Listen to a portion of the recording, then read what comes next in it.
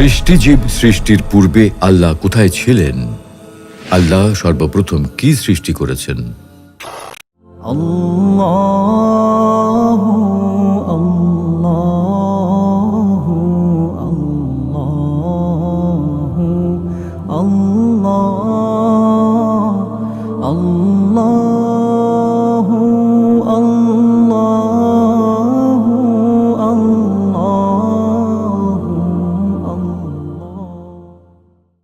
সৃষ্টির সূচনা। যখন শুধুমাত্র আল্লাহ তাআলাই ছিলেন, তার সাথে আর কোনো কিছুই ছিল না, সেই সময় থেকেই আলোচনা শুরু করব, যেন আমরা জানতে পারি কিভাবে সৃষ্টি জগতের সূচনা হয়েছে।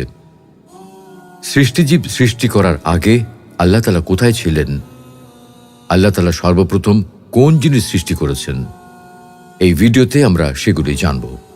প্রথম প্রশ্ন, সৃষ্টিজীব সৃষ্টি করার আগে আল্লাহ তাআলা কোথায় ছিলেন? আমরা এখন মানুষের অস্তিত্ব আসার আগের যুগে, আসমান জমিন সৃষ্টি করার আগের যুগে, এমনকি আল্লাহর আরশ সৃষ্টির আগের সময় ফিরে তাকাবো, যখন শুধুমাত্র আল্লাহ তাআলাই ছিলেন, আর কোনো সৃষ্টিজীব ছিল না। আল্লাহ তাআলা একাকী ছিলেন, তার সাথে চিরন্তন কোনো মখলুক ছিল না, বরং একমাত্র আল্লাহই ছিলেন, আর কোনো কিছুই ছিল না। এ প্রসঙ্গে আল্লাহ তাআলা বলেন, هو الأول والآخر والظاهر والباطن وهو على كل شيء عليم। অর্থাৎ তিনি প্রথম, তিনি সর্বশেষ, তিনি প্রকাশমান ও অপ্রকাশমান, এবং তিনি সব বিষয়ে সম্যক পরিজ্ঞাত। উল্লেখিত আয়াত থেকে বোঝা গেল যে আল্লাহ রাব্বুল আলামিনই প্রথম, তার পূর্বে কিছুই ছিল না, এবং তিনি সর্বশেষ, তারপরেও কেউ থাকবে না। অর্থাৎ আল্লাহর সাথে সময় বা কালের কোনো সম্পর্ক নেই। আল্লাহর কাছে কোনো অতীত নেই, কোনো ভবিষ্যৎ নেই। রাসূলুল্লাহ সাল্লাল্লাহু আলাইহি ওয়াসাল্লাম এভাবে দোয়া করতেন, اللهم أنت الأول فليس قبلك شيء وأنت الآخر فليس بعدك شيء وأنت الظاهر فليس فوقك شيء وأنت الباطن فليس دونك شيء। হে আল্লাহ, আপনি প্রথম, আপনার আগে কিছুই নেই, এবং আপনি শেষ, আপনার পরেও কিছু নেই। আপনি প্রকাশ্য, আপনার উপরে কিছুই নেই। আপনি অন্তর্নিহিত, এবং আপনি ছাড়া কিছুই নেই। অপর একটি হাদিসে আবু রাজিন রাদিয়াল্লাহু তাআলা আনহু থেকে বর্ণিত, তিনি বলেন, আমি বললাম, হে আল্লাহ রসুল, আমাদের মহাপরাক্রমশালী প্রভু সৃষ্টিজীব সৃষ্টি করার আগে কোথায় ছিলেন? রসুল সাল্লাল্লাহু আলাইহি ওয়াসাল্লাম বললেন, তিনি সাদা বা হালকা মেঘমালায় ছিলেন, যার নিচেও বাতাস ছিল না, উপরে কোনো বাতাস ছিল না। অতঃপর তিনি পানির উপর নিজ আরশ সৃষ্টি করেন। ইমাম তিরমিজি রহমতুল্লাহ আলাইহি হাদিসটিকে হাসান বলেছেন, তবে শায়খ আলবানী রহমতুল্লাহ আলাইহি হাদিসটিকে যঈফ হিসেবে উল্লেখ করেছেন। আসল কথা হলো, আল্লাহ রাব্বুল আলামিন তার মহিমা অগ্রাধিকারের ক্ষেত্রে অনন্য, তাই অনন্তকাল তার সাথে কোনো প্রাণী ছিল না, বরং তিনি একাই ছিলেন। তার সাথে স্থান, কাল ও সময়ের কোনো সম্পর্ক নেই। তিনি অনন্ত ও অসীম, তার কোনো শুরু নেই, তার কোনো শেষও নেই। তাই তিনি কোথায় ছিলেন, এরকম প্রশ্ন করাটাই অবান্তর বা অপ্রয়োজনীয়। তারপর তিনি মখলুক সৃষ্টি করেছেন। এখন দ্বিতীয় প্রশ্ন হলো, কোন মখলুককে আল্লাহ তাআলা সর্বপ্রথম সৃষ্টি করেছেন? এ ব্যাপারে ওলামায়ে কেরামের ভিন্ন ভিন্ন মত রয়েছে। একদল ওলামায়ে কেরাম বলেন, আল্লাহ তাআলা সর্বপ্রথম কলম সৃষ্টি করেছেন। তাদের দলিল হলো উবাদা ইবনু সামিত রাদিয়াল্লাহু তাআলা আনহু থেকে বর্ণিত।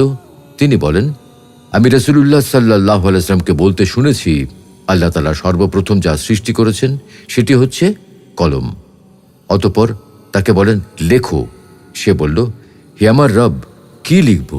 তিনি বললেন, কিয়ামত পর্যন্ত প্রত্যেক বস্তুর তাকদীর লেখো। এই হাদিস দ্বারা প্রমাণিত হয় যে আল্লাহ তাআলা সর্বপ্রথম কলম সৃষ্টি করেছেন। জমহুর ওলামায়ে কেরামগণ একমত পোষণ করেন যে আল্লাহ তাআলার প্রথম সৃষ্টি হলো পানি ও আরশ। তাদের দলিল হলো, وهو الذي خلق السماوات والأرض في 6 أيام وكان عرشه على الماء তিনি আসমান ও জমিন 6 দিনে সৃষ্টি করেছেন, তখন তার আরশ ছিল পানির ওপর।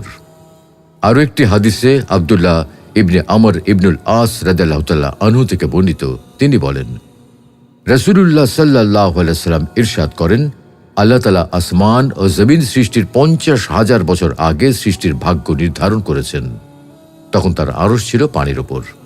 উপরে উল্লিখিত আয়াত ও হাদিসের মাধ্যমে আমরা জানতে পারলাম যে আল্লাহ রাব্বুল আলামিন আসমান ও জমিন সৃষ্টি করার পূর্বে সর্বপ্রথম সৃষ্টি করেছেন আরশ ও পানি।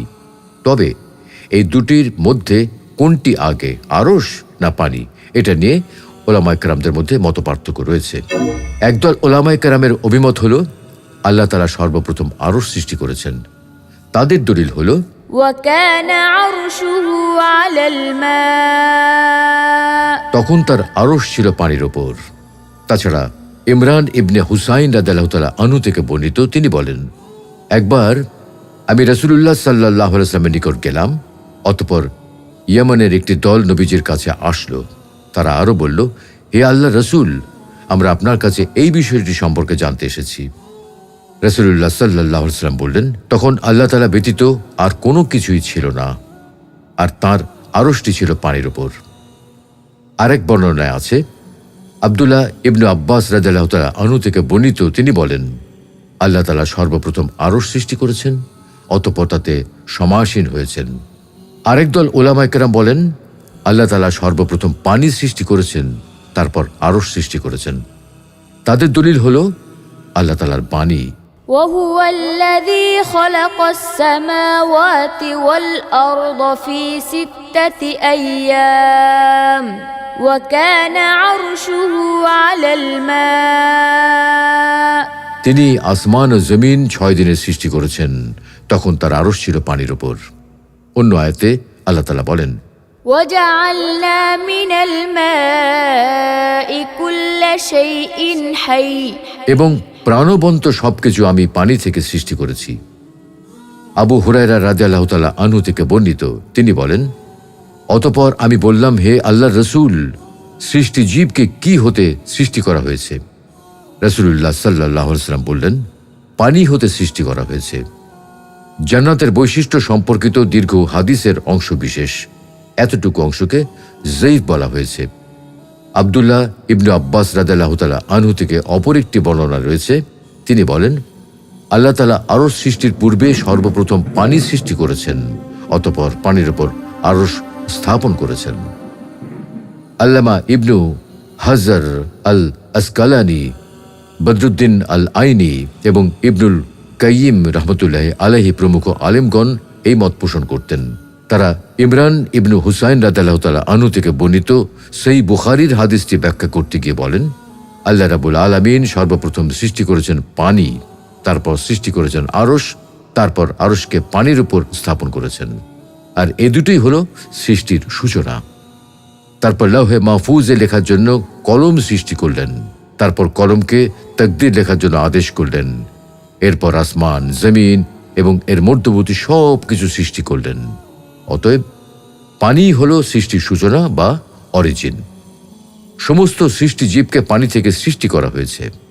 অতএব উপরে উল্লেখিত আলোচনা থেকে আমরা এটাই বুঝতে পারলাম যে আল্লাহ রাব্বুল আলামিন সর্বপ্রথম পানি সৃষ্টি করেছেন, তারপর আরশ সৃষ্টি করেছেন এবং তারপর আরশকে পানির উপর স্থাপন করেছেন। তারপর আল্লাহ রাব্বুল আলামিন তার সৃষ্টিকুলের মধ্যে সর্বপ্রথম কলম সৃষ্টি করেন এবং কলমকে তাকদীর লেখার জন্য আদেশ করেন। তার আরও 50,000 বছর পর আল্লাহ রাব্বুল আলামিন আসমান, জমিন এবং তার মধ্যে যা কিছু রয়েছে তা সৃষ্টি করেছেন।